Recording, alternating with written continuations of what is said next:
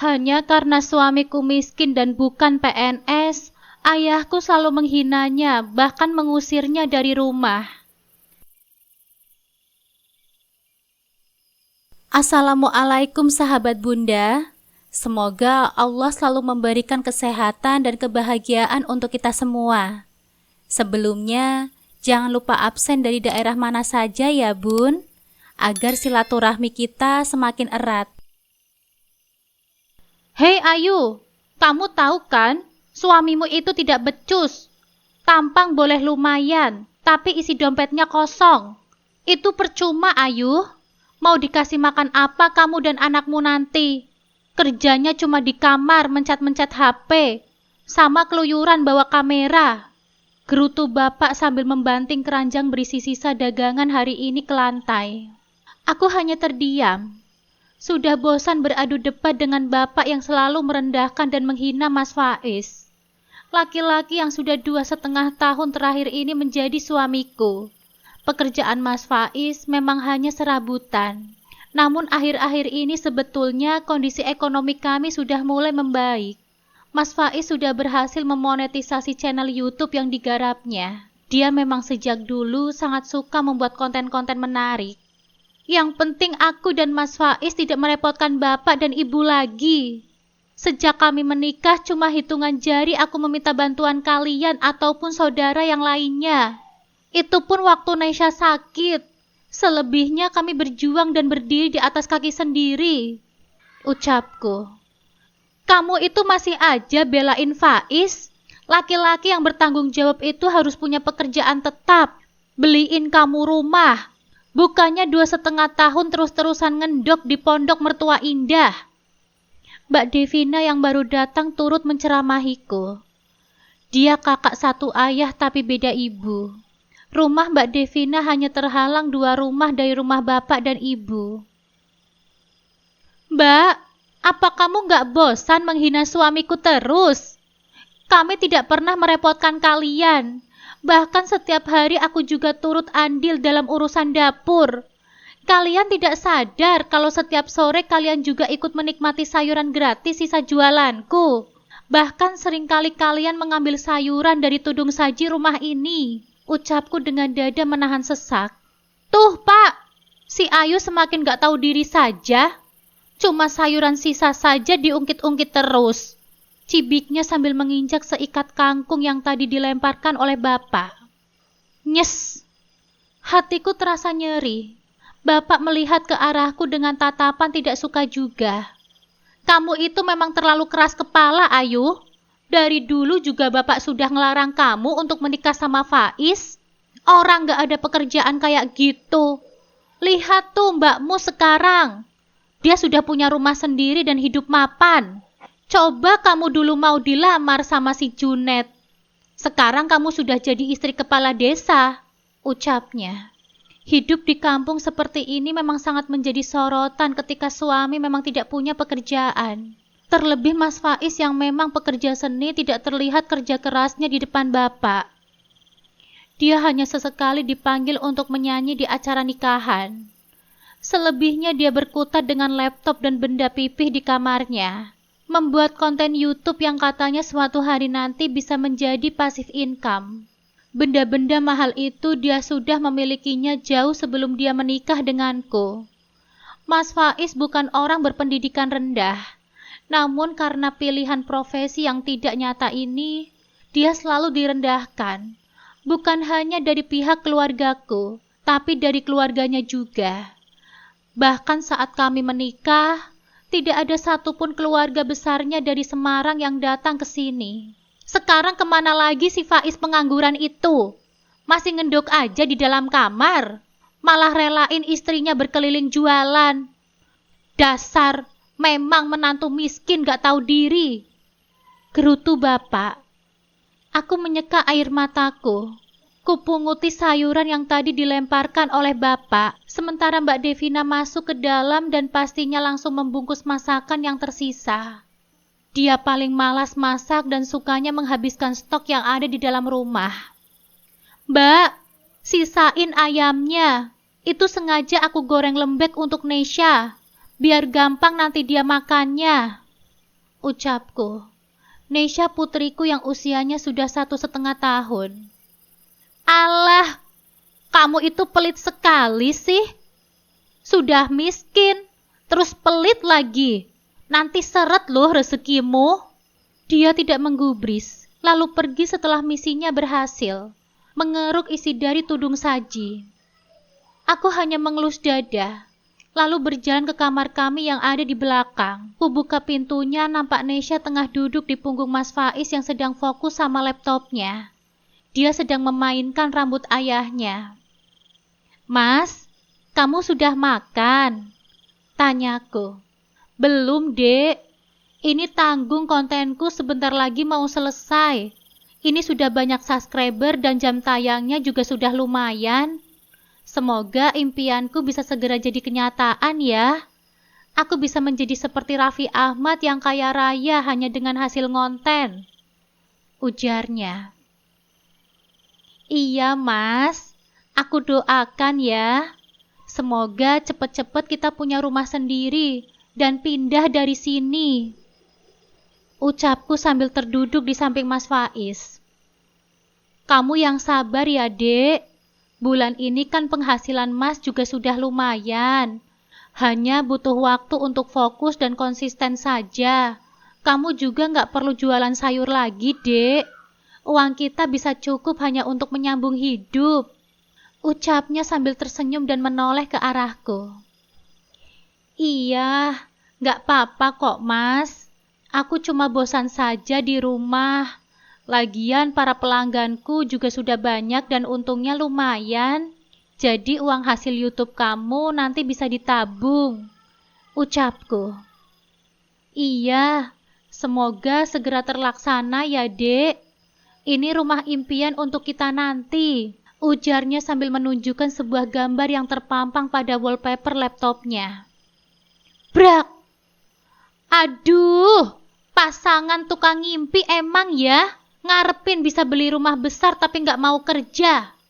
Tanpa kukira Mbak Devina sudah berdiri lagi di ambang pintu kamar kami. Tidak sopan memang. Mbak, jangan menghina mimpi kami.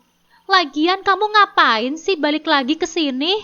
Bukannya isi tudung saji itu sudah bersih ya? Pekiku. Aku lupa, belum masak nasi.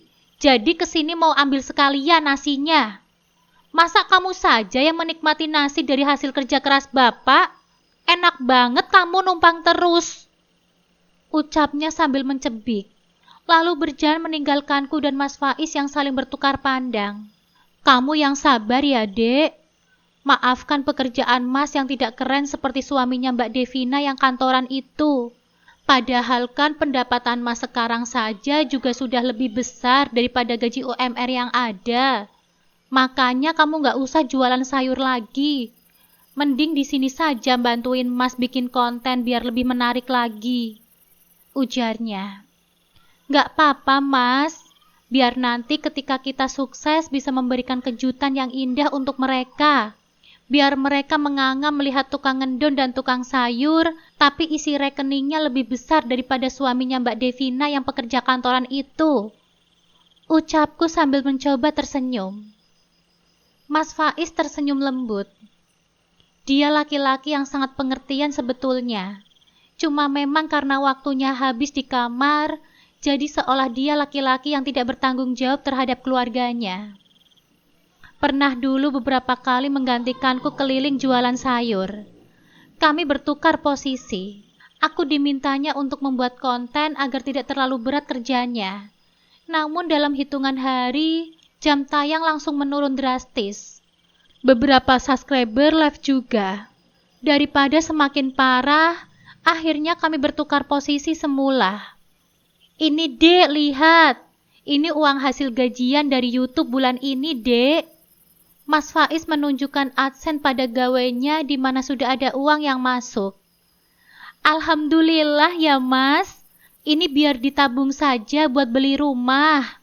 Aku masih tetap jualan sayur. Selama kita belum punya rumah dan usaha sendiri, kalau ngonten begini kan rame-ramean, Mas. Tanyaku sambil menatapnya.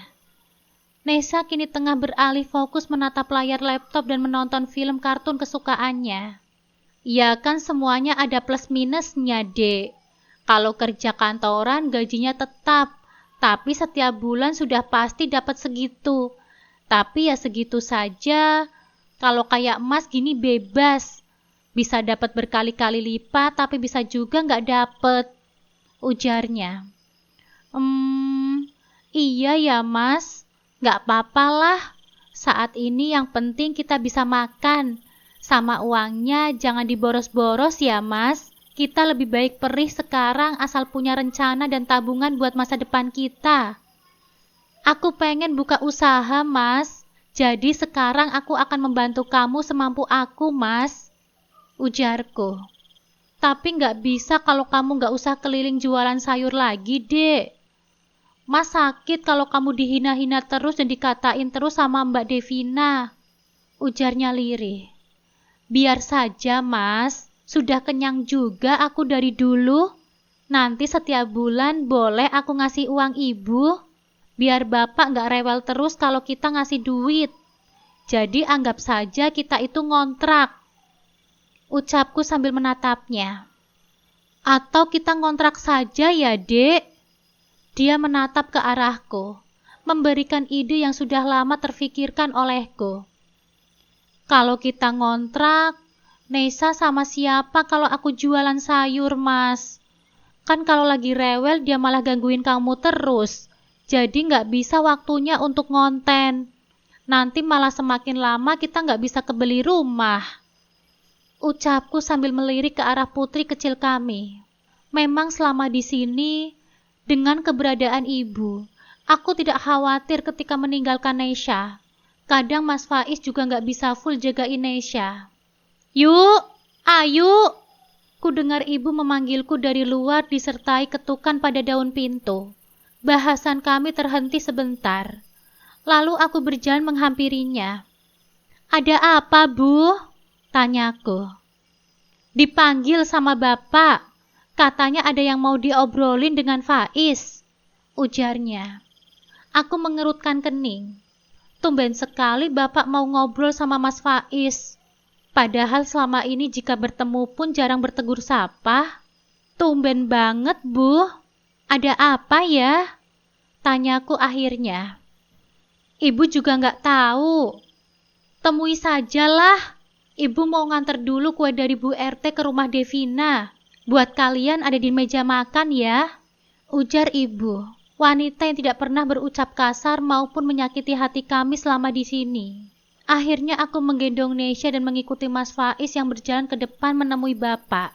Wajahnya nampak suram ditekuk ketika menatap ke arah menantu yang memang selama ini sangat dia tidak sukai.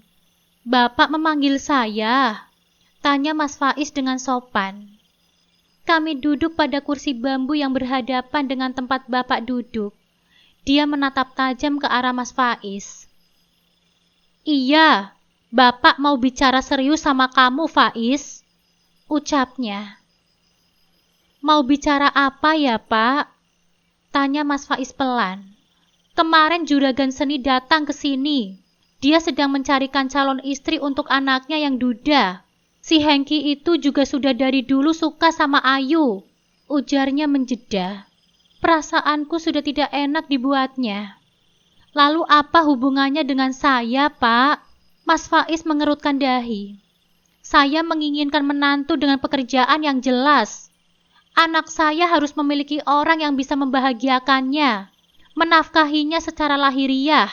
Ucapnya menjeda, dipadamkannya rokok yang masih setengah dihisapnya. Aku dan Mas Faiz masih terdiam melanjutkan kalimat bapak. Saya hanya melihat kamu hanya berleha-leha saja dan gak ada kemauan sama sekali. Malah si Ayu yang warawiri kesana kemari untuk mencari rezeki. Hari ini saya sudah putuskan. Bapak ingin agar kamu menceraikan Ayu.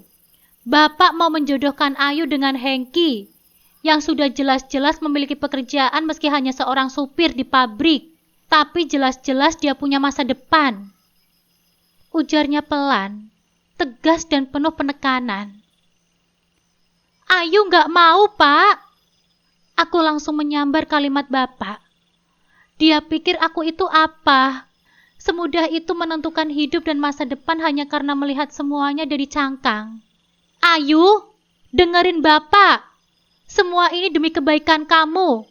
Sekarang kamu pilih, mau tetap menganggap Bapak sebagai orang tuamu dan mengikuti keinginan Bapak, atau tetap memilih laki-laki pengangguran ini sebagai suamimu. Dan anggap saja Bapak ini sudah mati, teriaknya. Aku sampai mengelus dada. Kupeluk Nesya dengan erat, menyesal tidak membiarkannya ikut ibu ke rumah Mbak Devina saja. Kini anakku harus menyaksikan perbuatan tidak menyenangkan seperti ini. Ayu, Bapak besarkan kamu dari kecil. Berharap suatu hari nanti, kamu bisa menjadi kebanggaan keluarga. Namun apa? Tidak ada hal baik yang bisa kamu berikan kepada Bapak yang telah berjasa membesarkanmu itu. Bahkan menuruti permintaan kecil Bapak kamu tidak mau. Bapak kecewa punya anak seperti kamu, Ayu. Setidaknya lihatlah mbakmu, Devina. Hidupnya mapan dan terpandang. Punya suami pekerja keras dan sekarang sudah menjadi pegawai negeri. Sudah punya rumah sendiri. Setiap bulan bisa ngasih ibu dan bapak. Lah kamu? Apa yang sudah kamu berikan kepada ibu dan bapak? Selama 24 tahun kami membesarkannya. Gak ada timbal baliknya sama sekali. Bisanya hanya buat malu bapak dan kecewa bapak, ujarnya lagi. Aku semakin erat memeluk Nesya. Ingin aku berlari ke kamar dan menangis sepuas-puasnya. Setiap ucapan bapak terasa pedih mengiris. Mungkin jika ibu mengatakan dia bukan bapak kandungku, maka aku akan percaya. Sejak kecil, perlakuannya sangat berbeda padaku dengan perlakuannya kepada Mbak Devina. Aku menguatkan hati. Kututup kuping Nesya meski dia terus menggeleng-gelengkan kepalanya karena tidak nyaman. Bagaimanapun, aku harus tetap di sini mendampingi Mas Faiz. Dia tidak mungkin berkutik menghadapi bapak sendirian di sini. Maafkan Ayu yang hanya bisa menumpang dan selalu menyusahkan bapak. Maafkan Ayu kalau tidak sebaik Mbak Devina, Pak. Maafkan Ayu kalau sampai saat ini masih membuat bapak malu. Ucapku dengan gemetar. Air mataku sudah deras mengalir membasahi pipiku. Iya, kamu itu keras kepala, Ayu. Cuma mengabulkan permintaan kecil bapak saja kamu tidak bisa. Apa hebatnya sih suamimu itu yang pengangguran? Sadar, Ayu, sadar. Hidup itu tidak akan kenyang hanya dengan makan cinta. Lihat tuh anakmu. Semakin besar semakin butuh biaya. Apa kamu kira hanya dengan ngendon di kamar, uang itu bisa datang sendiri? Gak akan, Ayu. Gak ada dalam sejarah 7 turunan dari leluhur bapak, ujarnya dengan nada tinggi beberapa oktah. Entahlah. Pak, tolong jangan terus memojokkan Ayu. Semua itu masalahnya ada pada saya. Saya sudah jelaskan kepada bapak kan? Saya di kamar bukan hanya main-main dan istirahat. Saya sedang membangun jaringan pasif income dari konten di dunia digital. Suatu saat nanti, saya yakin bisa membahagiakan Ayu dan memenuhi semua kebutuhan dia. Dan memenuhi semua kebutuhan finansialnya. Ujar Mas Faiz menjelaskan untuk sekian kalinya. Syukur kalau kamu sadar jika semua masalah itu ada pada dirimu. Dari dulu jawabannya juga sama. Sok pinter lah, pakai bahasa-bahasa kekinian. Kalau malas ya malas saja. Jangan banyak alasan. Bapak sudah gak percaya lagi sama omong kosongmu itu, Faiz. Ujar bapak sambil melengos membuang muka. Aku memejamkan mata, menekan rasa sakit yang semakin menjalar ke dadaku. Saya tidak pernah menjanjikan omong kosong, Pak. Ini SMS banking saya, Pak. Bapak bisa lihat sendiri. Sudah mulai ada pemasukan meski belum stabil. Dan besarnya juga belum seberapa. Tapi ini sudah cukup bukti kalau diamnya saya di kamar itu bukan tanpa alasan. Mas Faiz mengambil gawainya dan menunjukkan SMS banking kepada Bapak. Hah? Kamu pikir Bapak itu bodoh? Itu bisa saja teman kamu yang disuruh SMS kan? Cuma nulis kayak gitu saja semua orang juga bisa. Alasan saja kamu itu, Faiz. Kamu sengaja minta temanmu untuk membuat SMS untuk bodoh-bodohin Ayu. Ujarnya tetap tidak percaya. Lalu apa yang harus saya buktikan agar Bapak percaya? Tanya Mas Faiz masih dengan nada datar. Kamu pergi dari rumah ini. Dan jangan pernah kembali lagi sebelum kamu punya rumah dan pekerjaan tetap yang bisa mencukupi kehidupan anakku. Sekarang kamu pergi. Buktikan omong kosongmu selama ini. Bentak Bapak. Aku sampai terperanjat mendengar kalimatnya. Mas Faiz mengepalkan tangannya. Aku tahu harga dirinya sebagai seorang laki-laki pasti terluka. Pak, Bapak jangan keterlaluan sama Mas Faiz, Pak. Pekiku tak tahan. Diam kamu, Ayu. Bentaknya kali ini kepadaku. Ingat ya Faiz, kalau kamu memang tidak bisa membuktikan bualanmu itu, saya minta kamu tidak usah kembali lagi dan ceraikan saja Ayu. Saya akan menjodohkan dia dengan calon mantu pilihan saya. Sekarang kamu tinggalkan rumah ini. Hardiknya lagi. Baiklah kalau itu memang mau Bapak. Saya berjanji akan secepatnya menjemput Ayu kembali dengan mobil terbaik yang saya beli. Ucap Mas Faiz dengan suara gemetar. Bapak malah tertawa. Lalu tersenyum miring mendengar perkataan Mas Faiz. Hahaha, Ayu, lihat itu suamimu. Suami kamu itu tukang ngimpi. Kesambet, hidupnya kebanyakan tidur soalnya.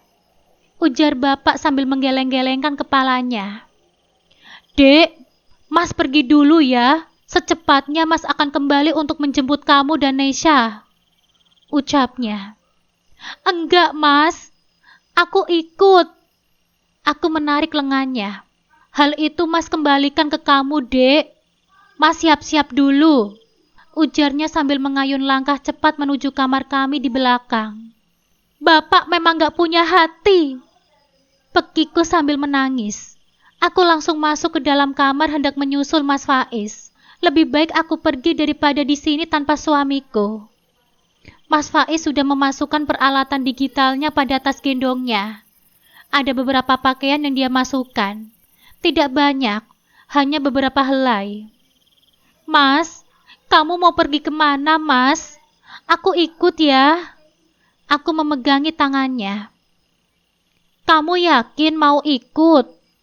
Mas akan coba pulang dulu ke Semarang, Dek. Mungkin benar, kalau nunggu dari konten ini menghasilkan, akan terlalu lama.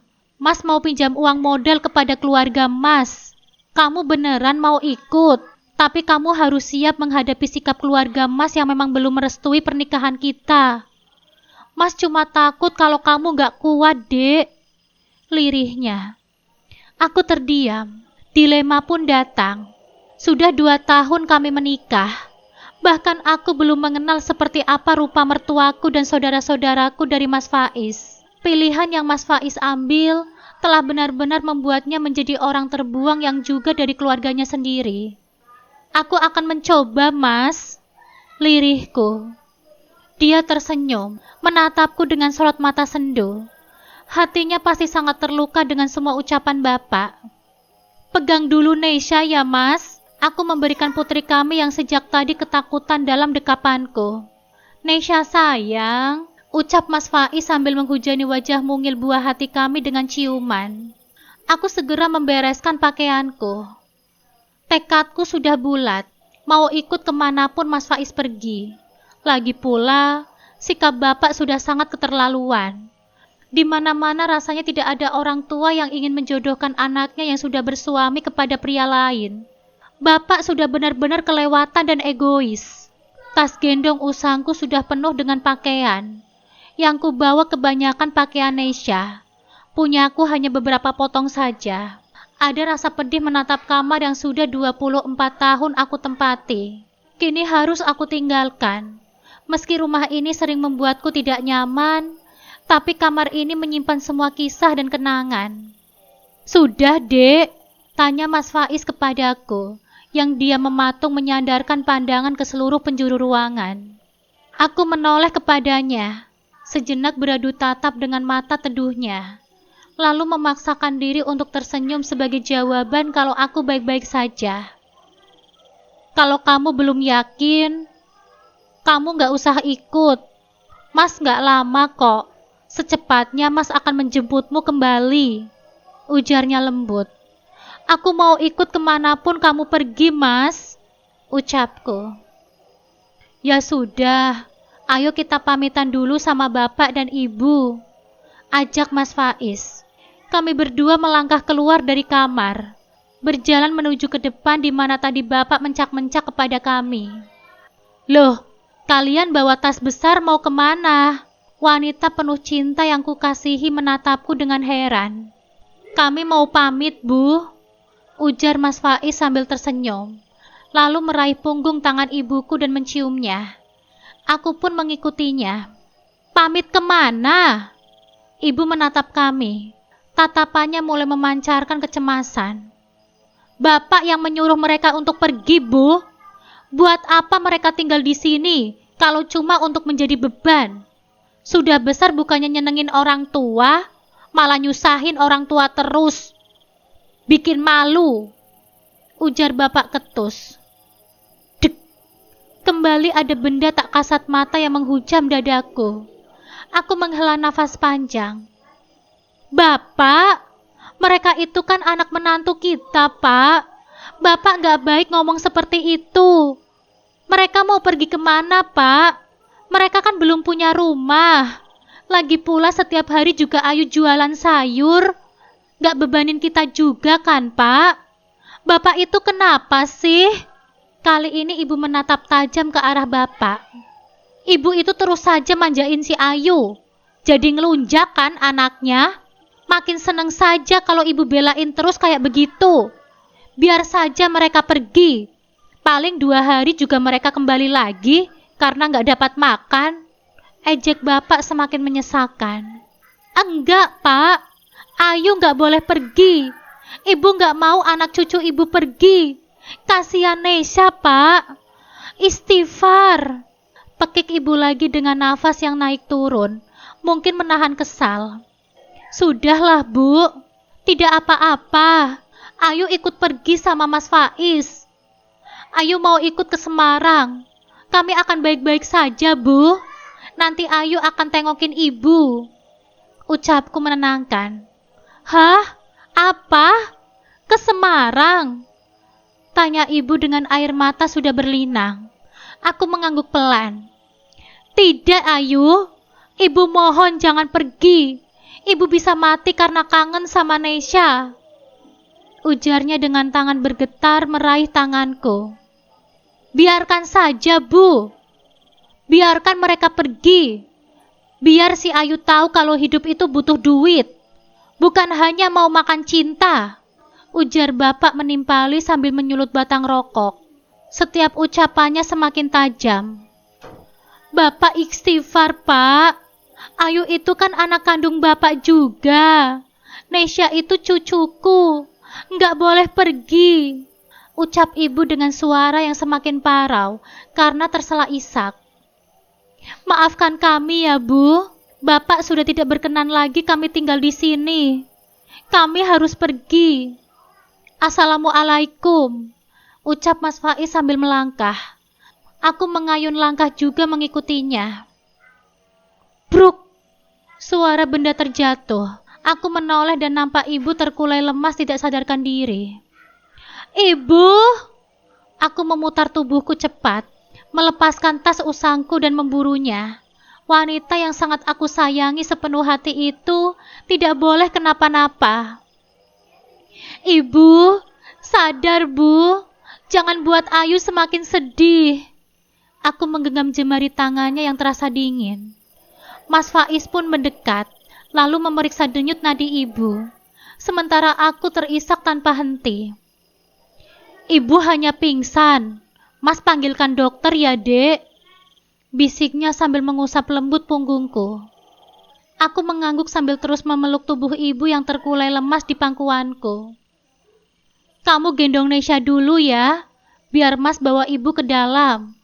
Setelah itu Mas panggil dokter klinik ke sini. Sebaiknya kamu nggak usah ikut pergi. Khawatir kondisi kesehatan ibu malah semakin memburuk karena kehilangan kamu. Ucap Mas Faiz. Aku tidak bisa berkata apa-apa lagi. Hanya isak tangis yang ada kini. Kupeluk Nesya dan kuciumi pucuk kepalanya. Mas Faiz membawa ibuku ke ruang tengah. Sementara bapak masih terlihat sinis kepada Mas Faiz. Bapak memang keterlaluan sekali. Setelah itu, Mas Faiz mendekatkan bibirnya ke keningku. Mas pamit ya, Dek. Tunggu Mas kesini jemput kamu sama Nesya. Semoga nggak lama. Mas hanya butuh kamu untuk menunggu dan setia. Untuk biaya dokter perawatan ibu, biar Mas yang membayar nanti. Mas pergi dulu ya. Jaga Nesya baik-baik. Assalamualaikum. Ucapnya. Satu kecupan mendarat di keningku. Begitupun wajah mungil Nesya diciuminya berulang kali. Waalaikumsalam, Mas. Lirihku. Sesak tapi tidak bisa berbuat apa-apa. Sekarang selain pasrah kepada takdir kehidupanku, aku tidak bisa berbuat apa-apa lagi. Seolah berada di dua tepian jurang. Aku sayang ibuku. Sangat menyayanginya.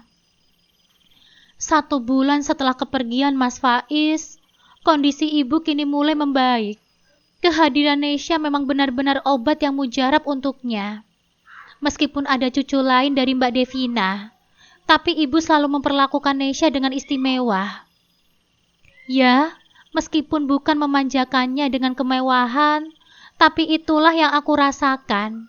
Nesya bagi ibu seperti segalanya. Mbak Devina memiliki 2 anak laki-laki. Mungkin karena itulah, Nesya jadi cucu perempuan satu-satunya. Dennis bahkan kadang mengeluh kepada Mbak Devina, katanya kasih sayang nenek berat sebelah. Anak bungsu Mbak Devina itu meskipun laki-laki, dia adalah seorang pengadu, padahal usianya baru juga 4 tahun. Sementara anak pertamanya sudah duduk di sekolah dasar kelas 2, Vian. Vian nama putra pertama Mbak Devina. Ayu, kapan kamu bisa nyetrikain baju Mbak? Itu di rumah sudah pada numpuk, ujarnya sambil menurunkan Dennis dari gendongannya. Anak laki-laki itu langsung berlari bermain ke rumah tetangga. Iya Mbak, sebentar aku setrikain. Ini lagi mau nidurin dulu Nesya, biar ibu gak capek jagainnya nanti, ujarku sambil membuatkan ayunan untuk Nesya tidur. Rumah kami memang sudah berlantai keramik seperti para tetangga yang lain, hasil jual warisan ibu katanya. Namun bagian atasnya belum dipasang plafon hingga sekarang. Karenanya mudah bagiku untuk membuat ayunan dari tambang yang diikat langsung dengan bambu yang ada di atas. Mas Faiz yang membuatkannya untukku waktu itu. Nanti langsung ke rumah Mbak ya. Ada Vian di rumah. Mbak lagi mau arisan dulu sebentar. Siapa tahu dapat arisan. Bisa buat jalan-jalan. Celotehnya. Sudah sejak lama aku memang membantu menyetrika di rumah Mbak Devina. Meskipun sikapnya kerap kali menyebalkan, tetapi kami tumbuh sejak kecil. Jadi sudah terbiasa bertengkar terus lalu berbaikan kembali. Lagi pula, kalau aku menyetrika di rumahnya lumayan bisa membuat tambah-tambahan uang harian. Ya, nominal 30.000 bagi sebagian orang memang kecil. Namun bagiku nilai segitu sangatlah berarti. Bisa ditabung buat beli baju Nesya nantinya. Nesya ku ayunkan. Setelah ia terlelap, bergegas aku memanggil ibu yang sedang membuat sapu lidi di samping rumah. Kebetulan di depan rumah kami ada pohon kelapa, jadi kadang ada 2 ikat sapu lidi yang ibu jual. Maklum kehidupan bapak dan ibu dari dulu berasal dari pertanian. Untuk hidup kami bersumber dari padi hasil sawah milik bapak yang dikelola oleh adiknya. Jadi kami hanya terima hasil setiap kali usai panen. Cukup untuk makan setahun. Bu, aku nitip Nesya ya. Aku mau menyetrika dulu di rumah Mbak Devina. Tukasku. Iya, jawab ibu singkat. Aku bergegas ke tempat Mbak Devina. Ku ketuk pintu yang tidak terkunci. Ada Vian yang sedang duduk menonton televisi. Aku langsung masuk ke dalam kamar paling belakang. Dan di sana, biasanya tumpukan pakaian kering sudah menggunung. Betul saja, setidaknya ini akan menghabiskan waktu sekitar 2 jam baru bisa selesai. Segera aku persiapkan alas setrika dengan tumpukan kain. Ku isi pewangi dan bergegas mengerjakannya. Sambil menyetrika, pikiranku berlari-lari entah kemana. Apakah hidupku benar-benar akan berubah nantinya? Aku harap Mas Faiz akan segera kembali. Baru saja aku menyelesaikan beberapa helai pakaian, derit pintu terdengar nyaring. Kukira itu Vian atau Mbak Devina yang pulang. Namun aku salah. Ternyata itu kakak iparku ada di dalam rumah. Mas Sahrul, ada di rumah, Mas. Aku kira Mas lagi kerja. Aku berbasa-basi. Jarang berbicara sebetulnya aku dengannya. Aku lagi ambil cuti, ada perlu, katanya sambil mematung di ambang pintu. Oh, iya Mas. Aku kembali melanjutkan menyetrika. Ayu, kamu bisa kerikin gak? Tanyanya tanpa kusangka. Bisa Mas. Siapa yang masuk angin? Vian. Aku menoleh padanya. Aku kira Vian masuk angin. Dia menatapku dengan tatapan tak biasa. Aku yang masuk angin. Tadi minta kerikin sama mbakmu. Dia nggak mau. Katanya dia lagi buru-buru. Mas Sahrul terdiam sebentar. Aku menyimpan setrikaan itu dan mengambil ponsel jadul dari dasterku. Hendaklah aku menelpon Mbak Devina karena suaminya masuk angin. Oh, sebentar aku teleponin Mbak Devina dulu ya Mas. Tapi aku lupa kalau aku belum isi pulsa. Ucapku sambil nyengir kuda. Ketika ku pijit nomor yang tidak terhubung kepadanya, ku masukkan kembali gawe jadul pada saku dasterku. Dia tidak menjawab, masih mematung di dekat pintu. Gak usah nelpon mbakmu, kamu saja yang ngerikin Mas. Bentar doang kok, udah gak enak banget nih rasanya. Ucapnya sambil mendekat. Maaf ya Mas, aku gak enak kalau aku yang ngerikin Mas. Takut jadi fitnah. Aku pulang dulu ya Mas. Akan aku panggilkan ibu. Ucapku sambil mematikan setrikaan. Risih rasanya berduaan di kamar dengan laki-laki lain selain suamiku. Terlebih dia itu kakak iparku sendiri. Aku baru hendak berdiri ketika Mas Sahrul menutup pintu dan menguncinya. Perasaanku sudah semakin tidak karuan. Ku tatap wajahnya yang kini terasa menyeramkan. Memandangku dengan tatapan mengharap kepadaku. Mas, kok pintunya dikunci? Aku berdiri sambil mundur beberapa langkah. Ada seringnya menyeramkan dari bibirnya. Mbak kamu lagi datang bulan. Kayaknya kalau kamu gak mau ngerikin, kamu bisa layanin Mas saja. Sudah gak tahan soalnya. Ucapnya sontak membuatku gemetar. Astagfirullah, istighfar Mas. Aku ini adik iparmu. Ucapku sambil menggeleng-gelengkan kepala. Sudut netraku memutar mencari benda untuk kulawan. Sebentar doang Yu. Lagi pula kamu baru punya anak satu kan? Pasti rasanya berbeda. Ucapnya semakin menjijikan. Dia melangkah mendekatiku. Mas, kamu jangan macam-macam, atau aku akan teriak. Ancamku sambil masih memikirkan cara untuk menghindar. Kamu itu jangan sok jual mahal, Ayu. Mas bisa kasih kamu uang kalau kamu menutup mulut. Lagian, kamu pasti kesepian juga kan? Karena Faiz sudah diusir oleh bapakmu. Seringainya. Istighfar kamu, Mas. Aku gak serendah itu. Aku mohon, Mas. Cepat pergi dari kamar ini. Ucapku sambil berjalan menggeser langkah. Aku tidak boleh terus mundur atau akan terpojok olehnya. Ayolah yuk. Mas sudah gak tahan lagi. Sudah lama Mas suka sama kamu sebetulnya. Ucapnya sambil membuka kancing kemejanya. Aku segera berlari menuju pintu yang kuncinya masih tergantung di sana. Namun tangan Mas Sahrul menarik kain dasterku dari samping. Beberapa kancing depan terlepas. Jangan Mas, Aku menepis tangannya tapi tidak merubah posisi. Mas Sahrul malah semakin mendekat ke arahku. Mau lari kemana kamu, Ayu? Ayo layani Mas dulu. Sebentar saja. Bisiknya menjijikan. Kusiku perutnya tapi dia malah terkekeh. Dia mendorong tubuhku sehingga jatuh di atas tumpukan pakaian.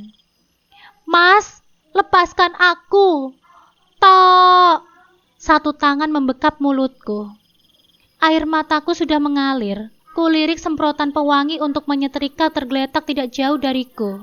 Segera aku raih dengan satu tangan dan kusemprotkan pada matanya. Au! Bekapan tangannya terlepas. Aku mendorong tubuhnya sekuat tenaga. Berhasil. Aku melepaskan diri. Aku terlepas darinya. Kuraih setrikaan yang masih panas dan kuarahkan kepadanya. Aku mundur beberapa langkah ke arah pintu. Ayu! Ayu! Hardiknya ketika aku sedang memutar anak kunci. Dia tidak berani mendekat. Kalau saja berani akan aku setrika wajahnya. Pintu berhasil kubuka.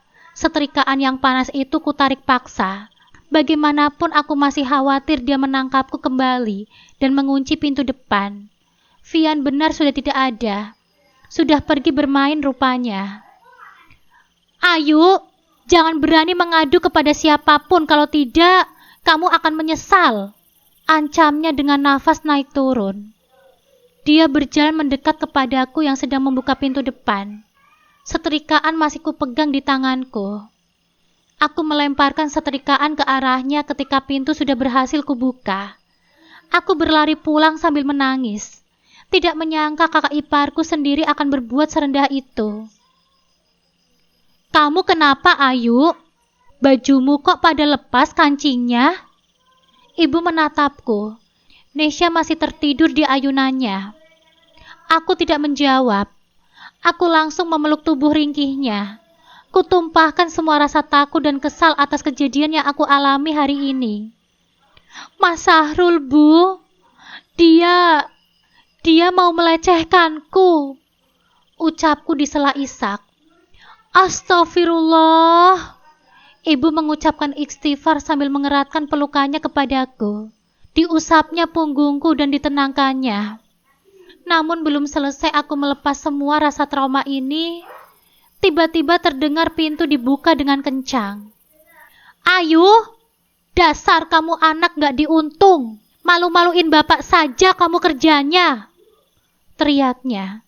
Bapak datang dengan murka. Aku melepaskan pelukanku pada ibu. Ku menoleh pada bapak yang datang bersama Mbak Devina ternyata. Plak! Satu tamparan mendarat di pipiku. Mbak Devina menatap nyala. Dasar gatel kamu itu ya. Baru saja ditinggal beberapa hari sama suamimu. Kamu sudah godain suami orang. Dasar adik gak ada akhlak. Gak tahu diri. Kamu sadar, Mas Sahrul itu siapa? Dia itu suamiku. Dia itu kakak iparmu sendiri. Dasar lonte. Pekiknya kemudian. Menambah sakit luar biasa dalam diriku. Bukan hanya pipiku yang pedih panas, tetapi hatiku juga hancur remuk redam. Ku pejamkan mataku, membiarkan air mataku merembes begitu saja. Setelah sedikit tenang, aku mengatur nafas lalu menatap wajah Mbak Devina yang memerah. Mbak, yang gak tahu diri itu siapa? Aku atau suamimu? Ucapku dengan suara gemetar. Meskipun percuma aku membela diri, tapi setidaknya aku sudah menyampaikan kebenaran. Tuh kan, Pak, sudah pandai berkilah rupanya. Bapak dengar sendiri kan, tadi Mas Sahrul bilang apa? Dia yang menggoda suamiku dan meminta Mas Syahrul untuk melayaninya. Kini dengan ringan lidah, dia hendak memutar balikan fakta. Ucap Mbak Devina berapi-api. Kamu salah, Mbak. Dia yang menggodaku. Dia yang mendatangiku ke kamar belakang ketika aku sedang menyetrika bajumu. Bukan aku yang tidak ada akhlak. Bukan aku, Mbak. Tapi suamimu. Demi Allah, aku berkata benar. Pekiku tidak terima. Sejahat itu rupanya Mas Sahrul. Karena keinginannya tidak kulayani, Kini semua kesalahannya dilimpahkan kepadaku. Ayu, jangan fitnah Sahrul. Dia itu orang pintar, orang berpendidikan, dan pergaulannya juga luas. Kalau kamu tidak menggodanya, tidak mungkin dia akan melakukannya. Bella laki-laki tua yang sudah menyebabkan Mas Faiz menghilang jauh dari hidupku. Bapak, Devina, sudah. Kalian jangan asal menuduh juga kalau kalian tidak ada buktinya. Asal kalian tahu saja ya, Ayu pulang dengan menangis dan ketakutan. Berikan dia waktu untuk menenangkan diri. Masalah siapa yang salah bisa dibahas nanti. Toh semua pihak nggak memiliki saksi dan bukti, ucap ibu mencoba menengahkan. Ibu belain saja terus Ayu itu, Bu. Memang aku ini bukan anak kandung ibu. Makanya dari dulu yang ibu sayang itu cuma Ayu. Ayu lagi dan Ayu lagi. Ayu terus. Sekarang giliran anak kesayangan ibu itu berbuat salah, masih saja ibu membelanya. Celoteh Mbak Devina. Tidak kusangka pikirannya terhadapku ternyata seperti itu. Mbak, tolong tinggalkan rumah ini. Jangan membuat ibu semakin sedih. Tolong pergi, Mbak. Teriakku sudah tidak terkendali. Bapak dan Mbak Devina terlonjak kaget. Baru kali ini dia mendengar aku bersuara keras dan berani membentaknya. Aku sudah lelah. Aku tidak bisa dipojokkan dan diam saja. Meskipun aku yakin, mereka berdua akan lebih percaya pada Mas Syahrul daripada percaya padaku. Pergi! Teriakku. Kulempar apa saja yang ada di dekatku pada mereka berdua. Mbak Devina dan Bapak nampak kalang kabut dan berjalan keluar. Suara tangisan Nesya yang terbangun oleh keributan membuatku menoleh pada ayunan. Segera ku hampiri dia dan ku gendong.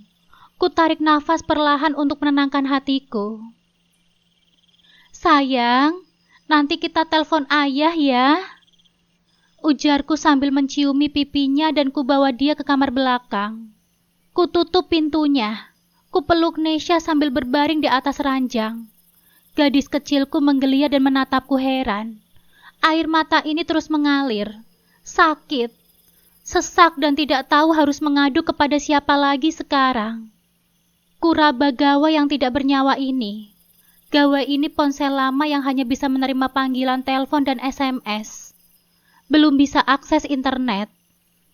Semenjak menikah, tidak pernah aku memakainya. Ku simpan saja di dalam lemari karena ini ku beli waktu lajang dulu dari hasil nguli. Baru ketika Mas Faiz pergi, ku pergi ke konter dan membeli kartu SIM. Aku sudah menghubungi pada nomornya kemarin, agar dia menghubungiku balik.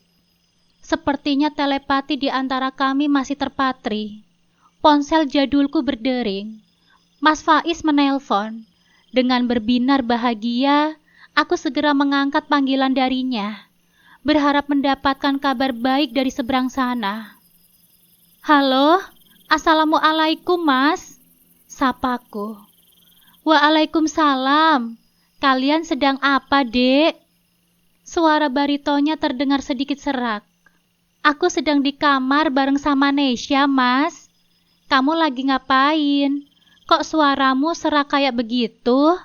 Kamu sedang sakit ya? Tanyaku. Aku baru bangun tidur, Dek. Jawabnya. Mas, kapan kamu jemput aku sama Nesya? Aku sudah gak betah lagi tinggal di sini, Mas. Tukasku sambil mulai terisak. Masih terekam jelas semua kejadian yang menyesalkan pagi tadi. Tapi aku tidak hendak membicarakannya kepada Mas Faiz sekarang. Takut dia malah kepikiran. Aku tidak mau dia kenapa-napa di sana. Aku hanya ingin dia segera menjemputku dan Nesya.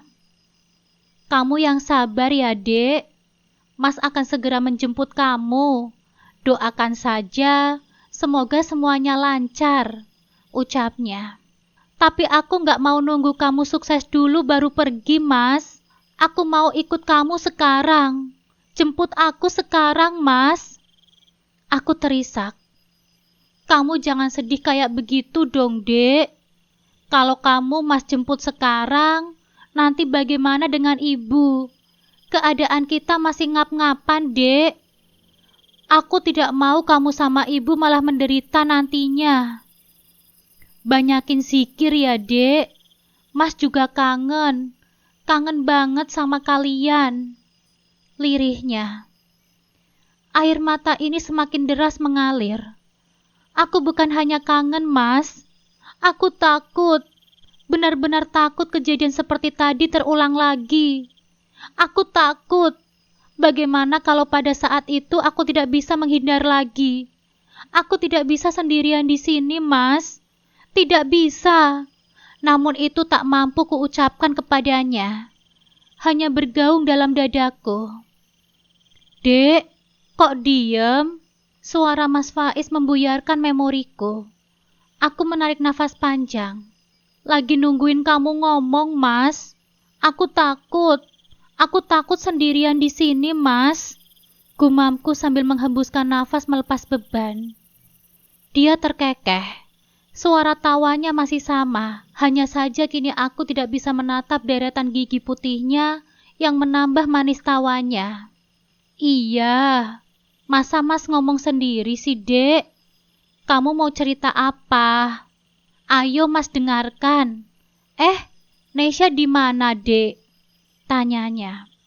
Ini Mas, dia lagi miring-miring di sampingku dengerin kita bicara. Nesya bingung mungkin kamu kok ada suaranya saja. Ucapku. Sedikit demi sedikit beban ini terasa lebih ringan. Ya, berbicara dengan Mas Faiz membuat hatiku yang rapuh perlahan menguat kembali. Apalagi dia selalu berbicara dengan yakin, jika dia akan menjemputku kembali. Kami ngobrol cukup lama, berbicara tentang apa saja yang bisa dibicarakan. Jarak yang menghalang ternyata bukan memudarkan perasaan ini. Justru sebaliknya, aku semakin yakin jika hati ini hanya miliknya. Puas mengobrol dengan Mas Faiz, aku mematikan ponsel, bersiap untuk memasak. Setelah itu ba'da asar nanti aku pergi ke pasar. Sepeda tua yang kami beli waktu awal menikah ternyata sangat berguna sekarang. Aku bisa berbelanja dengan menghemat ongkos jalan. Aku memasak seperti biasa. Nesya seperti biasa bermain bersama ibu. Setelah masakan selesai, kusimpan semua di dalam tudung saji. Mungkin hari ini aman dari jarahan Mbak Devina. Secara dia lagi marah sama aku atas perbuatan suaminya. Gak rugi sebetulnya dia memusuhiku. Justru semua makanan ini seharusnya akan aman dari jarahannya. Jarak pasar ke rumah ku tempuh dengan waktu 45 menit dengan bersepeda. Tidak jauh sebetulnya, tapi berjualan sayur keliling tetap banyak peminatnya. Setelah ku memilih sayuran yang segar untuk dijual, bergegas ku kayuh kembali sepeda ini menuju kediamanku. Sayuran-sayuran ku tata pada bakul jualanku agar besok awal pagi bisa keliling. Biasanya menghabiskan waktu hampir setengah hari hingga semua sayuran ini habis terjual. Nesya sudah bangun, Bu? Tanyaku setelah aku selesai mandi. Tadi sewaktu baru tiba, aku melihatnya tengah tertidur di kamar ibu. Sudah, itu lagi main di kamar ibu. Ucap wanita parubaya yang menjadikanku alasanku untuk masih bertahan di sini. Obrolan kami terhenti ketika pintu depan terbuka dengan keras. Ternyata yang datang itu Mbak Devina. Dengan wajah ditekuk, dia melewatiku tanpa berkata apa-apa. Langsung menuju ke dapur. Aku yang memang hanya masak sedikit untuk bapak dan ibu saja mengikutinya. Mbak, itu makanan untuk bapak sama ibu. Kenapa sih nggak masak sendiri saja? Ucapku sambil berdiri tidak jauh darinya. Bapak kamu, bapak mbak juga. Walau ibu kita berbeda, mbak juga berhak kok menikmati makanan mereka. Emang kamu saja yang bisa enak-enakan tidur, makan gratis di sini seumur hidupmu? Ucapnya selalu dengan alasan yang sama. Mbak, tolong jangan bawa semua itu. Aku masak sedikit, Mbak. Sisain untuk ibu. Seharian dia capek juga jagain Nesya. Kali ini aku benar-benar tidak rela. Dia memindahkan semua makanan itu ke dalam mangkok plastik yang diambilnya dari rak piring. Sudah pasti ketika makanan yang dibawanya habis, mangkok itu pun tidak akan dikembalikan. Gak ada hak kamu yang cuma numpang larang-larang aku di sini. Ini rumah Bapak, bukan rumah kamu. Nasi ini juga ditanam dari sawah Bapak. Bapaknya Mbak juga, bukan bapak kamu saja. Ujarnya seolah aku ini hanyalah benalu di rumah ini. Namun suara ibu mengalihkan perhatian kami. Devina, ibu kasih tahu ya. Ayu di sini memang numpang tidur. Namun bukan numpang sih. Lebih tepatnya ini memang rumah Ayu karena rumah ini dibangun dari hasil ibu menjual tanah. Tapi asalkan kamu tahu ya, dia tidak pernah merepotkanmu. Ayu tidak menumpang makan seperti yang kamu tuduhkan. Justru semua nasi dan lauk pauk yang kamu ambil itu adalah dari hasil jerih payah Ayu berjualan.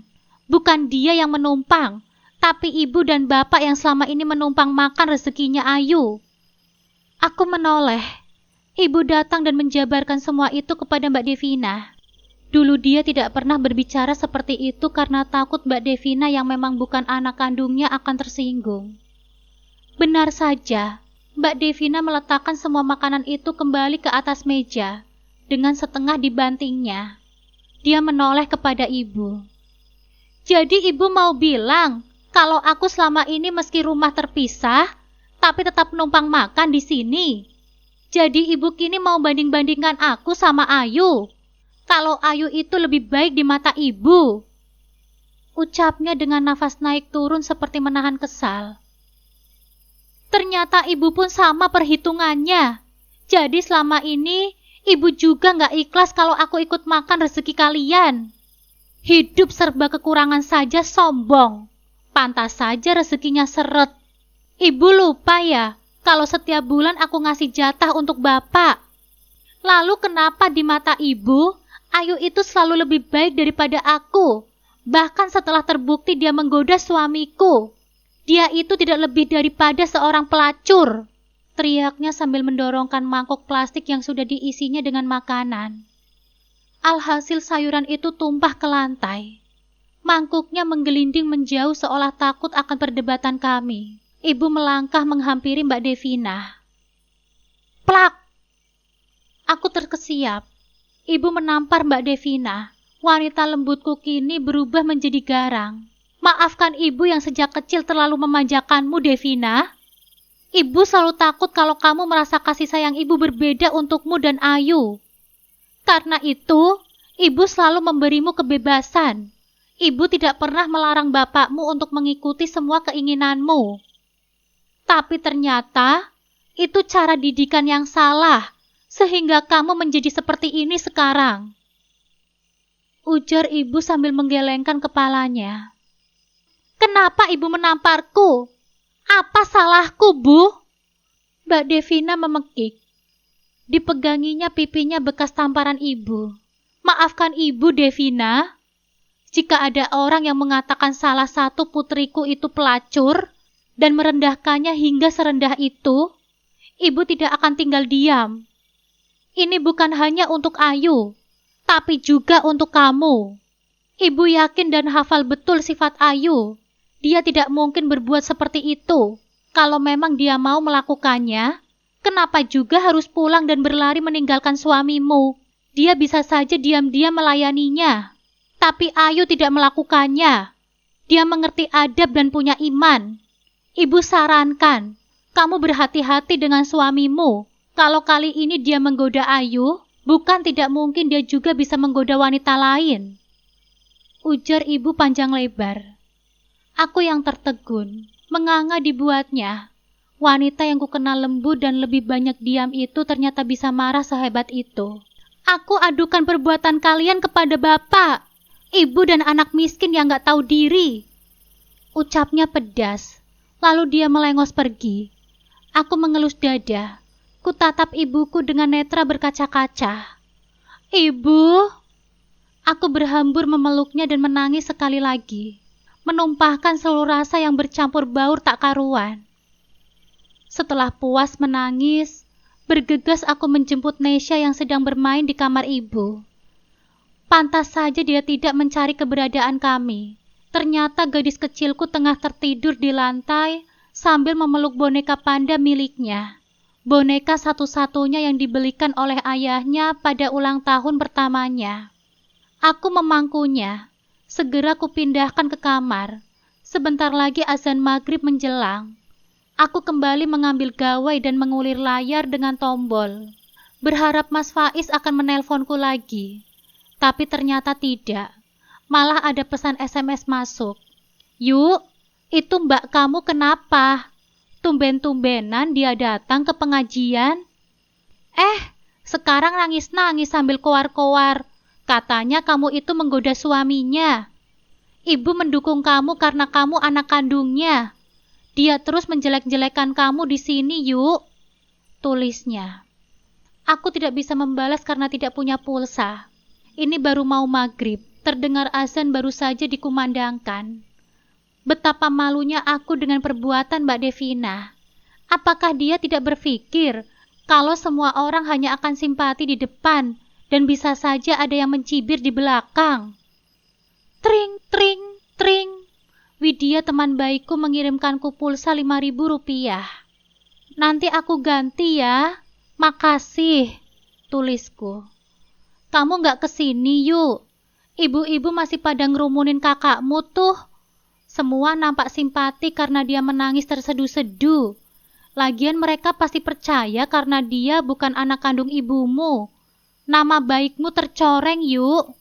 Datang ke sini untuk klarifikasi. Tulis Widya lagi. Entahlah Wid. Walaupun aku datang ke sana, dia pasti akan bersikeras dengan pendiriannya. Lalu kami sama-sama bertahan dengan kebenaran yang kami pegang. Aku malu kalau harus berbuat ribut di majelis. Yang ada dia malah akan semakin menjadi-jadi kalau aku datang. Makasih infonya ya. Nanti aku cari cara untuk membersihkan nama baikku di depan ibu-ibu yang terlanjur kena hasut dari Mbak Devina. Besok pas jualan sayur, nanti aku ceritakan kejadian yang sebenarnya. Jadi kamu bisa bantu klarifikasi pada ibu-ibu perlahan. Tulisku panjang lebar. Kamu datang sekarang saja yuk. Parah banget umpatan-umpatan kakakmu itu. Aku geram mendengarnya. Datang dan ceritakan saja apa yang terjadi. Nanti para ibu-ibu itu bisa menimbang sendiri siapa yang benar dan siapa yang salah. Aku gak rela nama kamu dijelek-jelekan seperti itu yuk. Tulisnya. Aku sholat maghrib dulu ya kalau begitu. Nanti aku coba datang dan jelaskan di depan semua orang. Tulisku akhirnya setuju. Sayang sekali. Aku tidak punya bukti. Andai kejadian waktu itu kurekam, pasti lebih mudah untuk membungkam omongan Mbak Devina. Namun jangankan merekam. Aku sudah panik setengah mati waktu itu. Iseng ku klik gambar mic pada gawe jadulku yang sering error sendiri. Tapi ini kok ada beberapa file rekaman? Apa tidak sengaja terekam waktu aku terjatuh akibat ulahnya? Coba nanti aku periksa seusai sholat maghrib. Bergegas kutunaikan 3 rakaat. Kulakukan dengan hikmat. Rasanya ada kedamaian yang menyusup pada relung kalbu setiap kali lantunan kalimat suci itu terucap perlahan dari bibirku. Robil firli, warhamni, wajburni, warfa'ni, warzukni, wahdini, wa'afini, wa'fu'ani. Wahai Tuhanku, ampunilah aku, kasihanilah aku, cukupkanlah segala kekuranganku, angkatlah derajatku, berikanlah rezeki kepadaku, berikanlah aku petunjuk, berikanlah kesehatan kepadaku dan berikanlah ampunan kepadaku. Kuhayati setiap bacaan sholat yang kulantunkan dengan hikmat, memohon kepada sang pemilik kehidupan. Kadang ingin menyerah dan pasrah, tapi setiap kali menghayati setiap makna dari rangkaian kalimat yang setiap 5 hari sekali aku lantunkan, hati ini segar kembali. Selalu ada pucuk harapan yang terbayang indah untuk masa depan. Kulanjutkan dengan doa dan memohon solusi terbaik untuk setiap masalahku. Tuhan menciptakan di dunia ini serba berpasang-pasangan. Ada susah, ada senang. Ada miskin, ada kaya. dan ada siang dan ada malam. Aku yakin seperti halnya Allah menciptakan air dengan dinginnya, menciptakan api dengan panasnya, menciptakan malam dengan gelapnya. Maka Allah pun pasti akan menciptakan solusi untuk setiap masalah hambanya. Ku ambil gawe jadul milikku.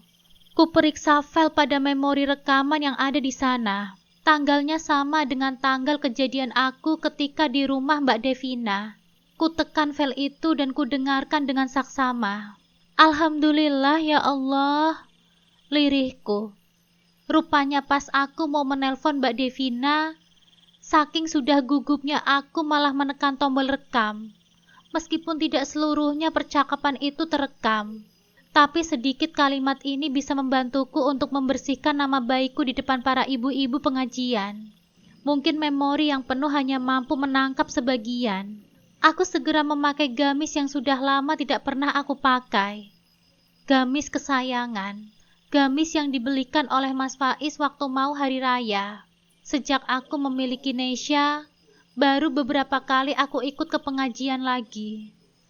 Dulu pernah ikut, jangankan bisa khusyuk mendengarkannya, malah ibu-ibu yang lain pun terganggu oleh ulah Nesya ketika sudah bosan. Akhirnya aku memutuskan untuk pergi mengaji lagi setelah Nesya agak besar. Bu, aku nitip Nesya ya. Aku ada urusan sebentar, ucapku sambil mencium punggung tangannya. Kamu mau kemana yuk? Tanya ibu menatap heran. Aku mau ke Widya, Bu. Jawabku singkat, biar ibu tidak banyak tanya lagi. Ya sudah, kamu hati-hati ya. Tumben kamu pergi malam-malam begini, ucap ibu sambil menatapku. Iya, sebentar doang kok, Bu. Jawabku. Bergegas ku ayuh langkah menuju majelis tempat ibu-ibu itu mengaji. Baru habis waktu maghrib. Mungkin sekarang masih persiapan acara. Biasanya pembacaan Yasin dan mengirim hadiah dulu sebelum Isya. Baru setelahnya ceramah disampaikan oleh Bu Ustazah. Majelis ini hanya berbentuk sebuah aula. Bekas rumah Bu Lurah yang sudah pindah. Dia hibahkan untuk acara umum di kampung ini. Jadi tidak lebih banyak bangunan kotak segi 4 dengan jendela yang banyak. Bukan seperti masjid di mana memang tempat untuk keagamaan saja. Di tempat ini perayaan hari kemerdekaan pun biasanya diadakan. Atau tempat untuk anak-anak TK mengadakan lomba. Assalamualaikum, ucapku sambil berdiri di ambang pintu majelis.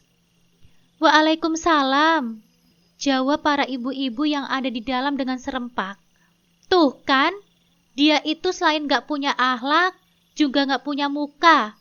Masih berani dia datang ke muka umum, padahal sudah berbuat busuk. Mbak Devina yang sudah menyadari kedatanganku langsung ngegas. Kebetulan ibu ustazahnya belum datang. Jadi para ibu-ibu itu sebagian ada yang tadarus. Tapi sebagian lagi ada yang masih berkerumun bersama Mbak Devina. Matanya nampak sembab seperti habis menangis. Ibu-ibu, mohon perhatiannya. Saya yang mengundang Ayu untuk datang ke sini. Saya bukan mau membuat keributan di acara ini. Saya yakin Ayu bisa mengklarifikasi semua yang dituduhkan oleh Mbak Devina. Adapun setelah ibu-ibu mendengar dari kedua belah pihak, maka ini akan lebih adil daripada langsung menghakimi Ayu dengan mengucilkannya seperti yang sudah saya dengar tadi, ucap Widya, langsung berdiri di tengah forum. Widya, kamu itu tahu apa? Di sini yang korban itu aku. Kamu jangan sok ikut campur. Hardik Mbak Devina. Namun Widya tetap tenang.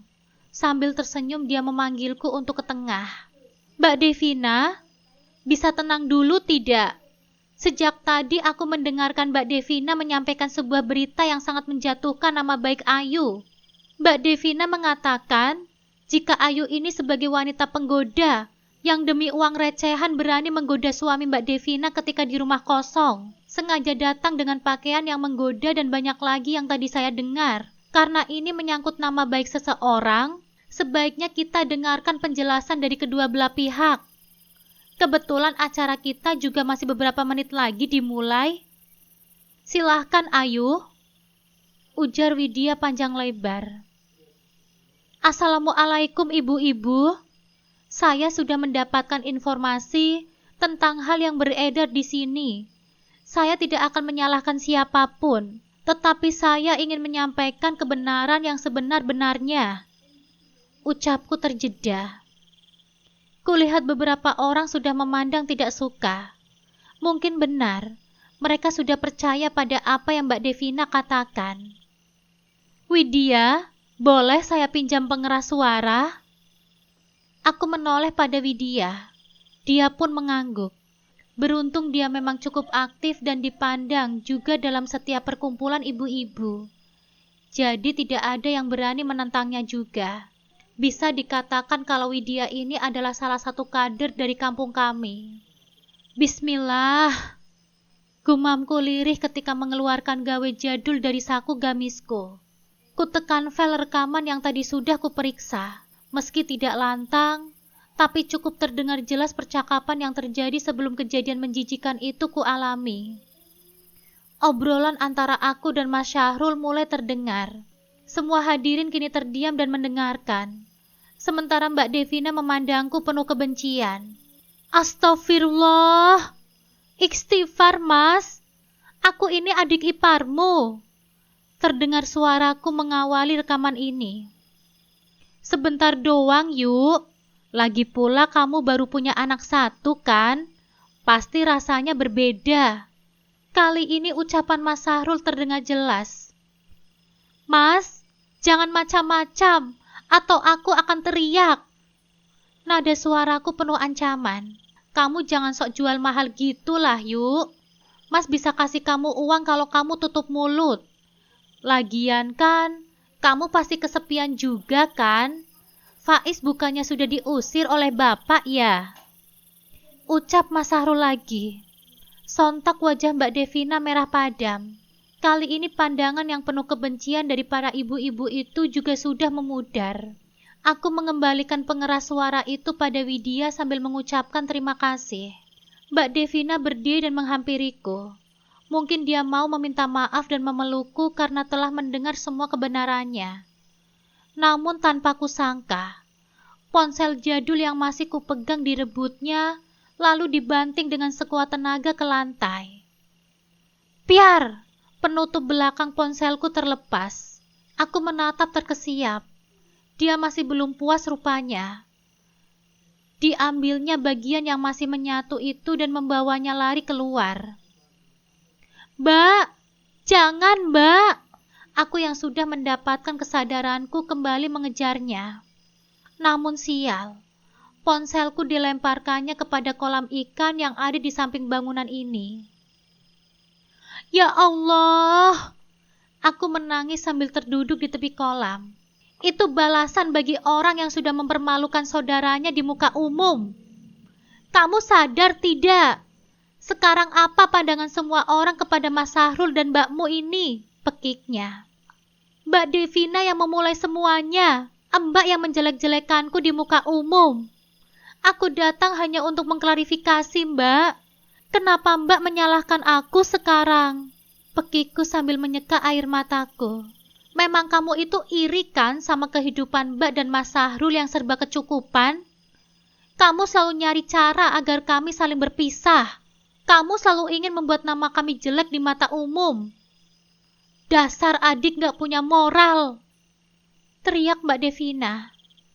Mbak, sadar Mbak. Gak usah melebar kemana-mana. Sekarang sudah jelas kan kalau aku tidak menggoda suamimu. Jadi tolong, jangan hina aku dengan sebutan pelacur itu lagi, Mbak. Tolong jangan terus jelek-jelekan namaku di depan semuanya. Yang salah itu bukan aku, tapi suami Mbak Devina yang menggodaku, pekikku. Persetan dengan semua bualanmu. Aku benci kamu, Ayu. Jauhi keluarga kami mulai sekarang, ucapnya. Kemudian dia berlari meninggalkanku yang terisak sendirian. Mas Faiz, aku memejamkan mata. Mulai saat ini aku tidak lagi bisa berkomunikasi dengannya. Ponselku sudah tenggelam dan pastinya sudah rusak. Ayu, ku dengar lirih suara Widya dari belakangku. Iya, Wid. Aku menoleh sambil menyeka air mata. Maaf ya, gara-gara aku memaksamu untuk datang, jadi malah kayak gini. Dia nampak merasa bersalah. Gak apa-apa, Wid. Setidaknya namaku sudah bersih dari anggapan yang dituduhkan oleh Mbak Devina kepadaku. Ucapku lagi. Ini penutup ponselmu, yuk. Dia memberikan benda itu kepadaku. Makasih ya, Wid. Aku pulang. Assalamualaikum. Ucapku. Iya, yuk. Hati-hati ya. Waalaikumsalam. Dia menjawab salamku. Hati bergemuruh sesak. Meski ponsel itu tidak mahal, hanya ratusan ribu, tapi bagiku itu nominal yang besar. Memang aku punya tabungan di bank dari hasil Mas Faiz ngonten. Namun dulu memang Mas Faiz tidak membuatkan kartu ATM-nya. Katanya agar lebih awet. Jadi kalau ada keperluan, Mas Faiz lah yang pergi ke bank untuk mengambil uang bulanan. Namun kini dia tidak ada. Aku hanya memiliki buku tabungannya saja. Untuk mengambil itu repot juga aku lihat. Pastinya harus ada pemegang buku tabungan dan KTP-nya juga. Dulu aku menolak ketika Mas Faiz hendak membuatkanku rekening. Memang aku ini orang udik dan gaptek. Menyesal kini tidak mau menuruti permintaan Mas Faiz yang hendak membuatkan rekening atas namaku. Aku menyusuri jalan yang agak sepi. Memang melewati area pemakaman untuk tiba di tempat yang tadi. Ku percepat jalanku agar segera tiba di area yang ada rumah penduduk. Namun dari depan nampak sebuah mobil mengarah kepadaku. Lalu decitan rem terdengar nyaring saat mobil itu berhenti. Sayang, muncul suara dari dalam mobil. Aku yang kaget dan takut pun langsung berteriak. Namun tiba-tiba tangan yang halus menyentuhku. Sayang, kamu sudah lupa ya sama aku? Aku langsung menatapnya dan tidak kusangka ternyata itu adalah Mas Faiz. Masya Allah, ternyata kamu, Mas. Aku menatapnya tak percaya. Mas, ini benar kamu? Menatap lekat laki-laki di hadapanku. Penampilannya jauh berbeda, lebih segar, lebih percaya diri. Dan mobil mewah yang terparkir tidak jauh darinya jelas bukan mobil sembarangan. Mas Faiz tersenyum lebar, matanya berbinar. Iya sayang, ini aku. Kamu baik-baik saja kan? Tanyanya lembut, mengulurkan tangannya dan menggenggam tanganku dengan erat. Aku baik-baik saja, Mas. Tapi ini semua bagaimana bisa? Tanyaku masih linglung. Nanti aku ceritakan semuanya. Sekarang, ayo kita pulang. Ibu dan Naisha pasti menunggu. Ajaknya, membukakan pintu mobil yang mewah untukku. Aku masih terpana, tapi menurutinya dan duduk di dalam mobil terasa sangat nyaman. Sepanjang perjalanan pulang, aku hanya bisa menatap Mas Faiz tak percaya. Sesampainya di rumah, ibu yang mendengar suara mobil di depan langsung keluar. Matanya membelalak melihat Mas Faiz yang keluar dari mobil mewah itu. Nak Faiz, panggil ibu dengan nada tak percaya. Mas Faiz segera menghampiri ibu, menyalami tangannya dengan taksim, lalu memeluknya dengan erat. Kemudian matanya mencari Nesya yang nampak bingung melihat keramaian. Mas Faiz mendekatinya dan langsung memeluk putri kecil kami dengan sayang. Anak ayah, Nesya sayang, bisiknya lembut. Di ruang tengah, setelah Nesya kembali tenang dalam pelukan ayahnya, kami bertiga duduk bersama. Mas Faiz mulai bercerita tentang kehidupannya selama sebulan terakhir. Alhamdulillah, Dek, Ibu, kata Mas Faiz dengan senyum syukur. Ternyata fokus dan konsisten itu membuahkan hasil. Channel YouTube Faiz sekarang sudah berkembang pesat. Subscribernya naik drastis. dan penghasilannya lumayan sekali. Lumayan bagaimana, Nak?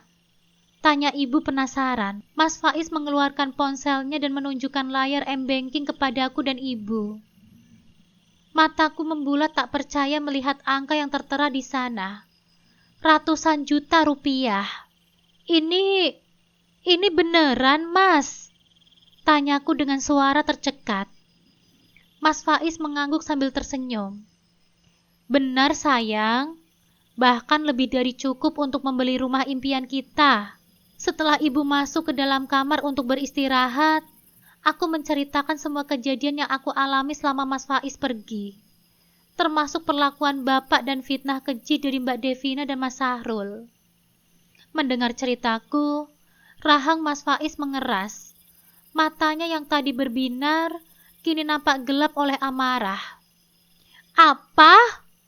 Mereka melakukan itu kepadamu, sayang? Kurang ajar. Geramnya, mengepalkan tangannya. Kita harus menemui bapak sekarang juga, biar dia tahu akibat dari perbuatannya. Aku segera menahan tangannya. Jangan, Mas. Jangan sekarang. Aku tidak mau ada keributan lagi. Biarkan aku tenang dulu. Kita pikirkan cara yang baik untuk menghadapi mereka. Mas Faiz menarik nafas dalam-dalam, berusaha meredam amarahnya. Baiklah, sayang. Tapi aku tidak akan membiarkan mereka menyakitimu lagi. Keesokan paginya, setelah sarapan bersama, kami berempat pergi ke rumah Mbak Devina dengan mobil mewah Mas Faiz. Aku menggendong Nasya yang nampak antusias dengan mobil baru ayahnya. Sepanjang perjalanan, aku merasa gugup sekaligus penasaran. Sesampainya di depan rumah Mbak Devina, kami terkejut melihat beberapa mobil polisi terparkir di sana. Beberapa anggota polisi nampak berjaga di luar rumah. Ada apa ini ya, Mas? Bisikku heran. Mas Faiz menggelengkan kepalanya. Nampak sama bingungnya denganku. Ibu juga terlihat cemas. Saat kami mendekat, seorang polisi yang kami kenal menyapa Mas Faiz yang memang sudah terkenal di YouTube. Pak Faiz, ada perlu apa ya Bapak kesini? Tanyanya. Kami hanya ingin berkunjung, Pak. Kebetulan ini rumah saudara saya. Jawab Mas Faiz. Sebenarnya ada apa ini? Kenapa banyak polisi di sini? Polisi itu menghela nafas. Kami sedang melakukan penangkapan Pak Syahrul. Ternyata selama ini dia melakukan tindakan pencabulan kepada beberapa staf wanita di kantornya. Mereka baru berani melapor setelah salah satu korban memberikan bukti yang kuat. Aku dan Mas Faiz saling bertukar pandang, terkejut dengan berita itu. Tidak hanya itu, lanjut polisi itu. Kami juga menemukan bukti kuat bahwa Pak Syahrul terlibat dalam kasus korupsi di kantornya.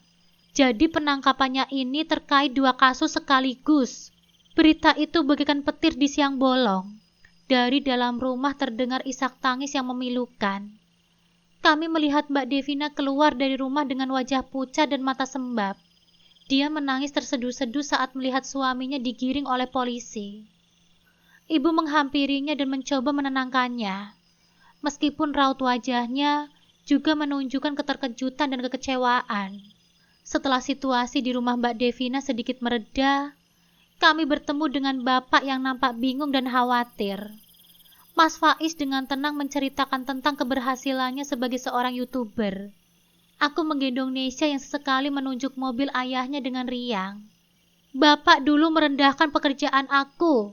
Bapak bilang aku hanya tukang ngedon. Tapi alhamdulillah, berkat kerja keras dan ketekunan, aku bisa membuktikan bahwa apa yang aku lakukan itu menghasilkan, kata Mas Faiz dengan nada sopan namun tegas. Awalnya bapak masih menunjukkan keraguan di wajahnya. Mas Faiz kembali menunjukkan layar m-bankingnya kepada bapak. Kali ini, bapak tidak bisa menyembunyikan keterkejutannya. Matanya membelalak melihat saldo rekening menantunya itu. Ini benar-benar uangmu, Faiz? Tanya bapak dengan nada tak percaya. Mas Faiz mengangguk. Benar, Pak. Ini hasil dari channel YouTube saya selama ini, Pak. Bapak terdiam sejenak, menundukkan kepalanya. Kemudian dengan suara lirih, dia berkata, Faiz, Ayu, Bapak minta maaf. Bapak sudah salah menilai kalian. Bapak terlalu dibutakan oleh pandangan duniawi. Ternyata kamu, Faiz, adalah laki-laki yang bertanggung jawab dan bekerja keras. Dan kamu, Ayu, kamu adalah istri yang setia dan kuat. Mbak Devina yang masih terisak di dekat ibunya juga ikut menimpali dengan suara parau. Ayu, Faiz, Mbak juga minta maaf ya. Mbak sudah banyak menyakitimu.